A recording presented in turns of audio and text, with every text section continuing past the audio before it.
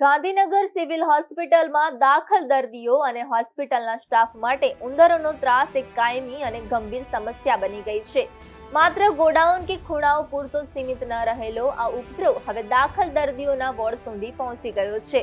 ઉંદરોનું પ્રમાણ એટલું વધી ગયું છે કે તેઓ હવે રેલિંગની પાઇપો પર એટલે કે દર્દીઓના માથા પર જ આંટા ફેરા મારતા જોવા મળે છે, જેના કારણે દર્દીઓ સતત ભયના ઓથાર હેઠળ જોવા મળી રહ્યા છે. સિવિલમાં નાના મોટા ઉંદરોનો વસવાટ વર્ષો જૂનો છે, છતાં તંત્ર કાયમી ઉકેલ લાવવામાં નિષ્ફળ રહ્યું છે. ઉંદરોના ત્રાસ પાછળનું એક મુખ્ય કારણ દર્દીઓના સગાઓ દ્વારા વોર્ડની આસપાસ ફેંકવામાં આવતો એઠવાડ છે.